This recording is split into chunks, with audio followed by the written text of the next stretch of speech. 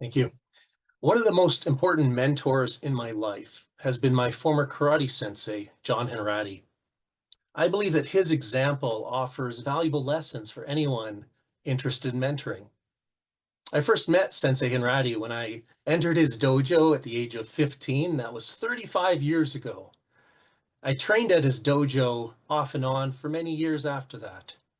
This is me with him a few years ago when I earned my brown belt. Hopefully you can see that. There we go. Uh, and actually, this is the brown belt here that I earned that day a few years ago. Um, I haven't trained in karate since last year, actually, because of some issues with one of my eyes, but I've stayed in touch with my sensei. He's now 79 years old and he continues to train and teach. He also hosts a weekly podcast that I produce called Henrati on Karate, and that's also the name of this memoir that I published about a year and a half ago by him. And when I think of my sensei's mentoring, I think of three key principles that I believe are applicable to Toastmasters or to any mentoring relationship. The first principle is to set the right example. No one worked harder in the dojo than my sensei. He demanded a lot of us, but he demanded even more of himself. He was always trying to get better, always evolving. Those of us who knew his personal story were especially inspired by his example. He grew up in the rubble of post-war Liverpool, England. He never knew his mother. His father left him to be raised by relatives and foster parents. He started training at a dojo in Liverpool in his mid-20s, and he was drawn to this structured environment, and he respected the instructors because they clearly knew much more than him. The hard physical training was also a healthy outlet for the anger that he still carried from his childhood. In that dojo, he found mentors who inspired him to be his best. And he later became the kind of mentor who inspired many others to be their best. Now, the second principle is to create an atmosphere of mutual respect. The founder of Shotokan Karate, Master Gichin Funakoshi, said that karate begins and ends with respect. In the dojo, we always bowed when entering it. And we always bowed to our partner before we did a practice session with them. We always referred to the instructor as sensei, and we always referred to senior students as senpai. An atmosphere of respect conveys that you will listen to those with more experience and that everyone will consider the well-being of others. In the dojo, everyone matters.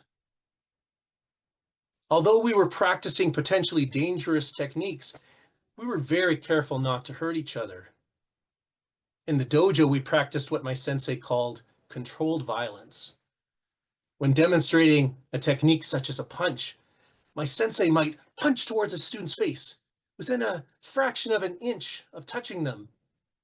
And only the very newest students would flinch when this happened, because those of us who'd been there for a while knew that with sensei's level of control, we had nothing to fear.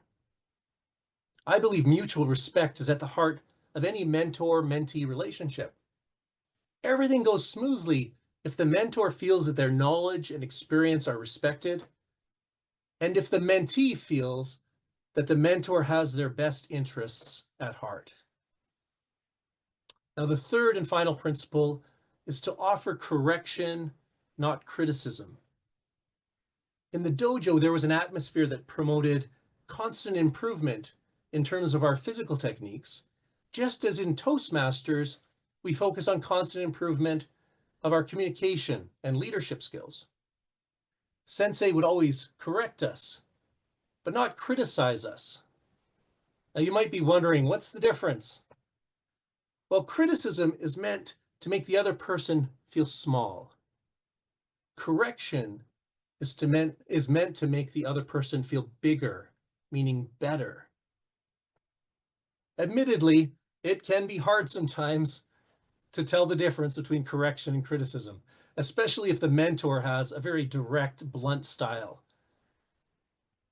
Sensei would yell at us to get our stances lower and to get our punches straighter. He seemed angry much of the time. That intensity, though, it focused us. It pushed us to do our best. Sensei knew our limits better than we did.